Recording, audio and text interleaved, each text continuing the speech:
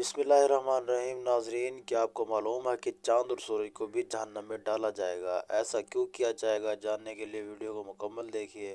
حضرت ابن عباس رضی اللہ تعالیٰ عنہ سے مروی ہے کہ انہوں نے فرمایا، جیسے اس بارے میں شک ہے کہ میدان حشر شام میں برپا ہوگا، اس سے یہ آیت مبارکہ کی تلاوت کر لینی چاہیے۔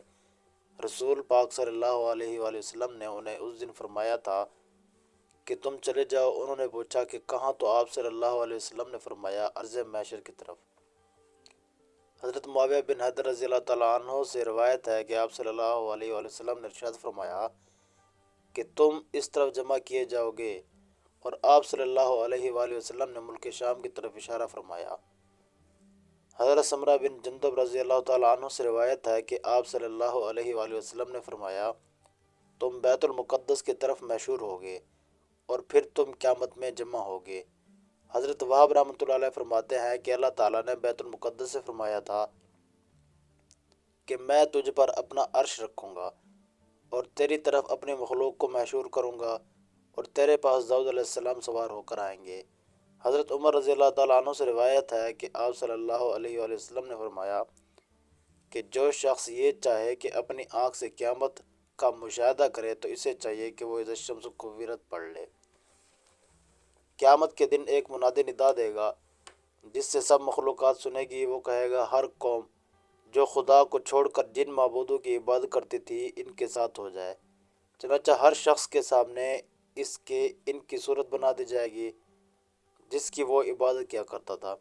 ایک فرشتے کی شکل حضرت عزیز علیہ السلام جیسی، اور ایک فرشتے کی شکل حضرت عیسیٰ ابن مریم علیہ السلام جیسی بنا دی جائے گی۔ چنانچہ یہودی اور عیسائی دونوں کے پیچھے چل پڑیں گے، پھر یہ معبود انہیں جہنم کی طرف لے جائیں گے۔ پھر کوئی نہیں بچے گا، صرف مومن رہ جائیں گے، البتہ مومنین میں سے کچھ منافق بھی ہوں گے۔ اللہ تعالیٰ ان کے سامنے جس حالت میں جائیں گے اور ظہور کریں گے اور فرمائیں گے، اے لوگو، سب لوگ چلے گئے، تم بھی اپنے خدا کے ساتھ جس کی تم عبادت کرتے تھے اس کے ساتھ چلے جاؤ۔ وہ عرض کریں گے، خدا کی قسم، اللہ کے سوا ہمارا کوئی معبود نہیں ہے، ہم غیر اللہ کے پاس نہیں کرتے تھے۔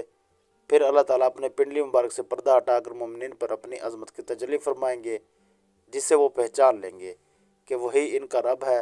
مومنین یہ دیکھ کر سجدہ ریز ہو جائیں گے، جبکہ منافقین گدی کے بل جا کر گریں گے، کیونکہ اللہ تعالیٰ ان کی پشتوں کو بیل کے سینگ کی طرح سخت کر دے گا۔ پھر اللہ تعالیٰ ان کو کم دیں گے تو وہ اپنے سر اٹھائیں گے۔ حضرت ابن عباس رضی اللہ تعالیٰ عنہ سے روایت ہے کہ سیدنا ابوبکر صدیق نے عرض کیا کہ یا رسول اللہ، میں دیکھ رہا ہوں کہ آپ صلی اللہ علیہ وآلہ وسلم بوڑھے ہو رہے ہیں۔ آپ صلی اللہ علیہ وآلہ وسلم نے فرمایا، مجھے سورۃ واقعہ، سورۃ مرسلات، سورۃ شمس نے بوڑھا کر دیا۔ حضرت ابو مریم رضی اللہ تعالیٰ عنہ سے روایت ہے کہ آپ صلی اللہ علیہ وآلہ وسلم اذا الشمس کو مطلب یہ بیان کیا کہ سورج کو بے نور کر کے دوزخ میں ڈال دیا جائے گا، اور اذا النجوم انقطعت کا مطلب یہ بیان کیا کہ ستاروں کو توڑ کر جہنم میں ڈال دیا جائے گا، اور ہر اس معبود کو جس کی خدا کی سوا پرستش کرتے تھے دوزخ میں ڈال دیے جائیں گے، سوائے عیسیٰ علیہ السلام اور ان کی والدہ کے۔ حضرت ابن عباس سے روایت ہے کہ اللہ تعالیٰ سورج، چاند، ستاروں کو قیامت کے دن سمندر میں پھینک کر ان کی روشنی کو مسخ کر دیں گے۔ پھر اللہ تعالیٰ مغرب کی طرف سے ہوائیں چلائیں گے جو سمندر کو بھڑکا کر آگ میں بدل دیں گے، اور بعض حضرات نے یہ فرمایا کہ جب سورج کو سمندر میں پھینکا جائے گا تو اس سے سمندر کھول اٹھے گا اور پھر آگ میں تبدیل ہو جائے گا۔ حضرت ابو ہریرہ رضی اللہ تعالیٰ عنہ سے روایت ہے کہ قیامت کے دن سورج اور چاند بے نور کر دیے جائیں گے۔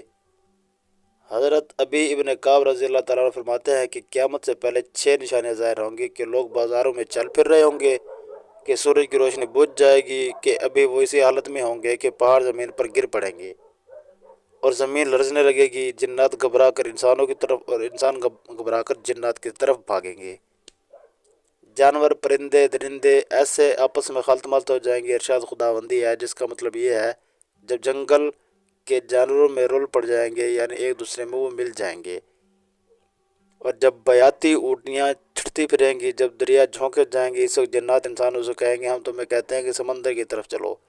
جب وہ وہاں پہنچیں گے تو آگ نظر آئے گی جس سے شعلے اٹھ رہے ہوں گے۔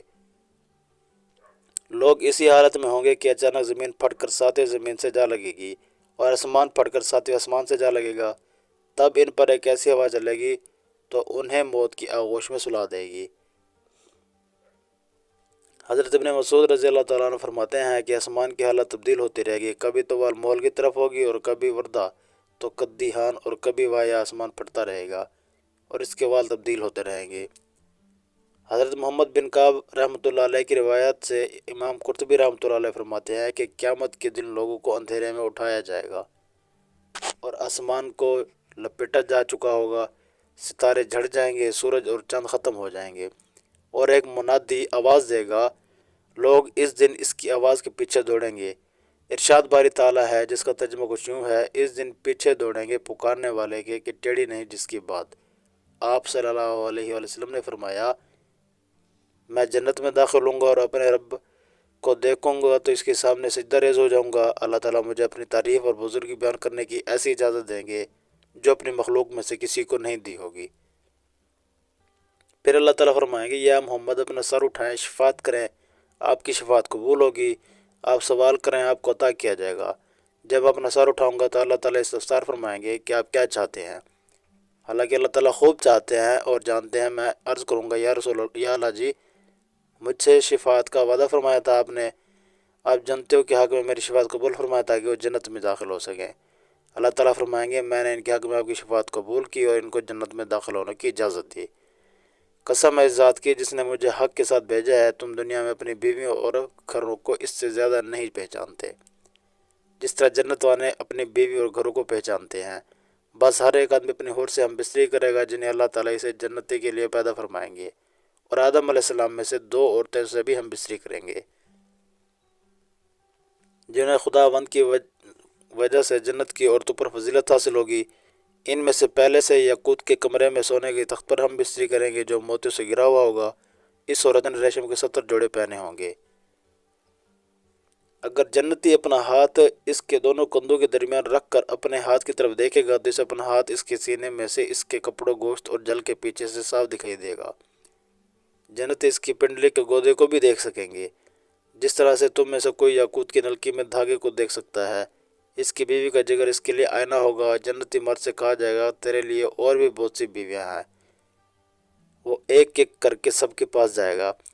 जिसके पास भी जाएगा वो कहेगी, मैंने तुझसे हसीन नहीं देखा और ना ही अल्लाह ने किसी को बनाया होगा। सुबहान अल्लाह।